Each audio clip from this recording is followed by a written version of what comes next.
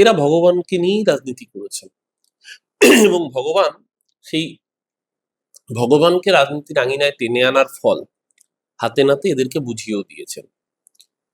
2024 সালের আগে অযোধ্যায় অসম্পূর্ণ রাম মন্দির তৈরি করে আমরা যারা হিন্দু ধর্মে আমরা বিশ্বাস করি অসম্পূর্ণ মন্দিরে দেবতার প্রাণ প্রতিষ্ঠা সম্ভব নয়, শাস্ত্র অনুযায়ী সম্ভব নয়।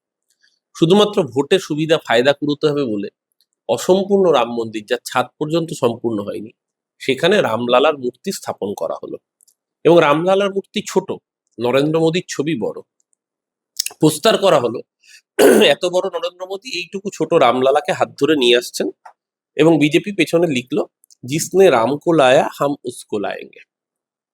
ভগবান রাম পর্যন্ত এটা দেখেই বোধহয় অস্ফুটে বলেছিলেন যে রাম কা নাম বদনাম না করো, ভগবান রামকে নিয়ে রাজনীতিটা না করলেই ভালো।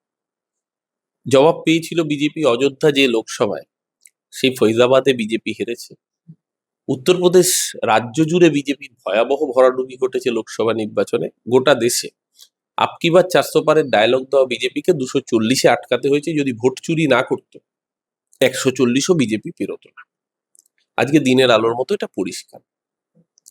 সেই জায়গায় দাঁড়িয়ে এখন দক্ষিণেশ্বরের মা কালী মন্দির, সেই মন্দির ব্যাকগ্রাউন্ডে আবারও ধর্মকে হাতিয়ার করে মানুষের সেন্টিমেন্টে সুড়সুড়ি দেওয়ার চেষ্টা। যে বিজেপি এতদিন জয় শ্রীরাম ছাড়া স্লোগান দিয়ে সভা শুরু করতো না, মোদিজিকে কদিন আগে দেখলাম ওই হ্যান্টাকালির পরে জয় মা মনস্কামনার পরে জয় মা কালী বলতে হয়েছে। খুব বেশি দিন লাগবে না, আর তো 1.5 মাস পরে ভোটের ফল বেরোবে।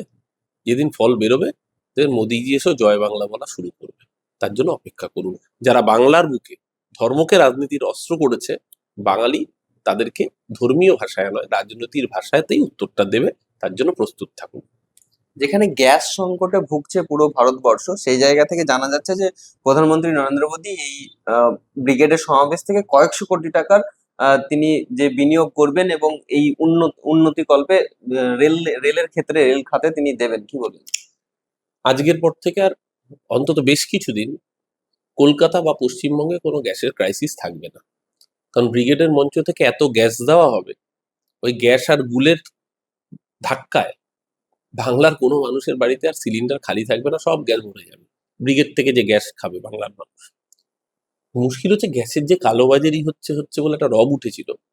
আজকে আপনি ব্রিগেডে সমস্ত সংবাদ মাধ্যম দেখাচ্ছে, শিয়ালদা স্টেশন, হাওড়া স্টেশন, ময়দান, ব্রিগেড প্যারেড, ডোরিনা ক্রসিং, শয়ে শয়ে হাজারে হাজারে ডোমেস্টিক সিলিন্ডারে রান্না হচ্ছে। কোত্থেকে এলো? যেখানে সিলিন্ডারের এই আকাল, সেখানে এত সিলিন্ডার, হাজারে হাজারে সিলিন্ডার কোত্থেকে এলো? যখন দেশে সাধারণ মানুষ গ্যাস পাচ্ছে না, বিজেপি সমর্থকরা মোচ্ছব করছে তার জন্য হাজারে হাজারে সিলিন্ডার সেটা সরবরাহ হয়ে যাচ্ছে, সারা ব্রিগেড জুড়ে রান্না হচ্ছে, সমস্ত সংবাদ মাধ্যম দেখাচ্ছে। আমি বলবো আপনার এই ভিডিওর সাথে যদি সম্ভব হয় দর্শকদের উদ্দেশ্যে সেই কোলাজগুলো করে দেখিয়ে দেবেন যে কিভাবে আজকে ব্রিগেডে ডোমেস্টিক রান্নার গ্যাস, মানে যেটা গৃহস্থের ব্যবহারে, সেই রান্নার গ্যাসের সিলিন্ডারে সেখানে মোদিজির সভায় যাওয়ার আসার কর্মীদের জন্য এলাহি খাওয়া দাওয়ার ব্যবস্থা করা হচ্ছে। শ্রমিক ভট্টাচার্য নিজে পরিবেশন করছেন শিয়ালদা স্টেশনে, রান্না হয়েছে ডোমেস্টিক সিলিন্ডারে। সাধারণ মানুষ গ্যাস পাচ্ছেন না, ওনারা গ্যাস দিয়ে যাচ্ছেন। এই মানুষ দেখছে, এই অসভ্যতামি সবই দেখছে। আর যে প্রকল্পের কথা বলছেন, বাংলার মানুষের ন্যায্য প্রাপ্য 1,92,000 কোটি টাকাটা কবে দেবেন মোদিজি, সেই প্রশ্নটার উত্তর আগে দেবে। বাংলার মানুষ শুনতে চাইবে, তারপর এসব বড় বড় গাল ভোলা মিথ্যের প্রতিশ্রুতি বাংলার মানুষ শুনবে।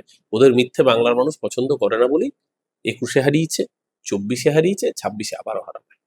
দিল্লিতে যখন সাংসদরা গ্যাস নিয়ে প্রোটেস্ট করছে, সেই প্রোটেস্টকে উল্লেখ করে শুভেন্দু অধিকারী বলছেন খামিনির বাড়ির সামনে গিয়ে প্রোটেস্ট করতে এবং ইন্ডিয়ান গভর্নমেন্ট তার ব্যবস্থা করে দেবে।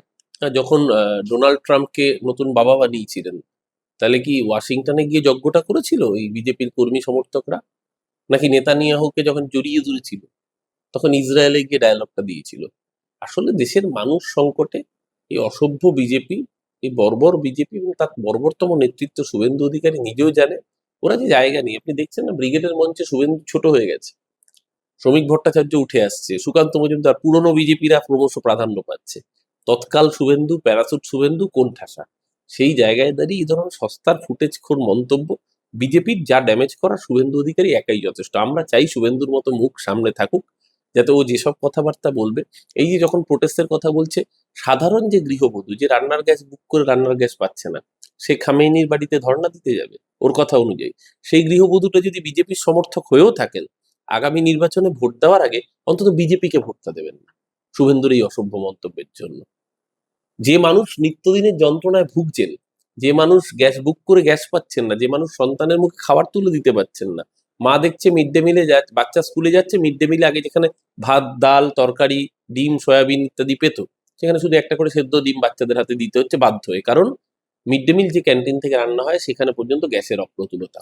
এবং এই পরিস্থিতি তৈরি করেছে নরেন্দ্র মোদীর সরকার সারা ভারতবর্ষে, এটা তো শুধু এখানে না।